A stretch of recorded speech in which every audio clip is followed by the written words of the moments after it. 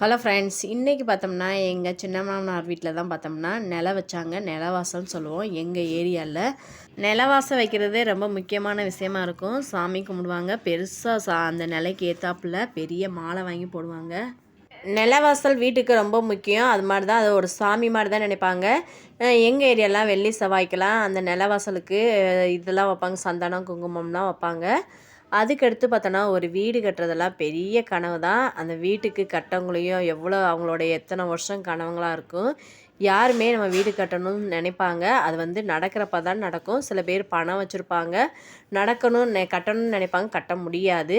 சில பேர் கடை வாங்கி எப்படியாச்சும் கட்டணும். அதுக்குன்னு ஒரு நேரம் வரணும். அவங்களோட எல்லாரோடைக்கும் ட்ரீம் இருக்கும், இந்த மாதிரி வீடு கட்டணும் அப்படி சொல்லிட்டு.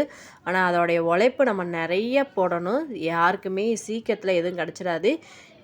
இந்த உழைப்புனால தான் அவங்களுடைய கடுமையான உழைப்பு எத்தனை வருஷம் போட்டிருப்பாங்க. நம்ம எல்லாத்துட்டையும் வந்து நான் இவ்வளோ கஷ்டப்பட்டேன் அப்படின்னு சொல்ல மாட்டாங்க. ஆனால் இந்த இடத்துக்கு வரணும்னா எவ்வளவோ கஷ்டத்தை தாண்டி தான் எல்லோரும் வருவாங்க. கண்டிப்பாக நீங்களும் வீடு கட்டணும் ஆசைப்பட்டீங்கன்னா கண்டிப்பாக ஹார்ட் ஒர்க் பண்ணுங்கள். நிறைய சேவ் பண்ணி வைங்க. இப்போல்லாம் கோல்டு ரேட்டெல்லாம் பார்த்தோம்னா அதிகமாக போயிட்டுருக்கு.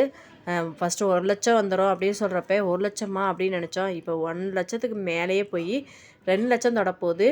எல்லாமே வந்து பணத்தை வந்து சேவ் பண்ணி வைக்கணும். நம்ம வந்து நினைக்கிறோம் நல்லா தானே இருக்கோம், பின்னாடி சேர்த்து வைக்கலாம் அப்படின்னு நினைக்கவே கூடாது. அந்தந்த சம்பாதிக்கிறப்பே சேர்த்து வச்சா தான் பின்னாடி நமக்கு யூஸ் ஆகும்.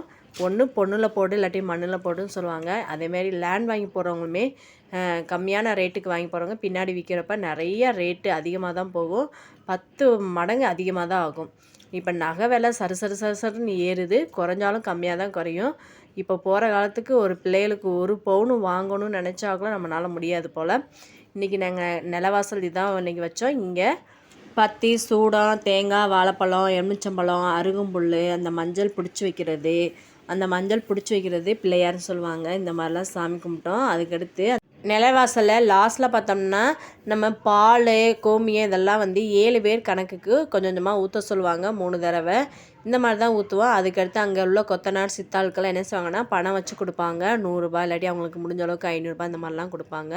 அதுக்கடுத்து நிலவாசம் வச்ச அன்றைக்கி அவங்களுக்கு வயிறார சாப்பாடு இல்லாட்டி ஏதாச்சும் டிஃபன் போடணும்னு சொல்லிட்டு அவங்களுக்கு காலையில் டிஃபன் ரெடி பண்ணுவாங்க. அதேமாதிரி வீட்டிலேருந்து யாராச்சும் நம்ம சொந்தக்காரங்க வந்தாங்களோ அவங்களுக்கு ரெடி பண்ணுவாங்க. இதுதான் எங்கள் ஏரியாவில் நடக்கும். உங்கள் ஏரியாவில் எந்த மாதிரி நடக்கும்னு கமெண்ட் பண்ணுங்கள். தேங்க்யூ.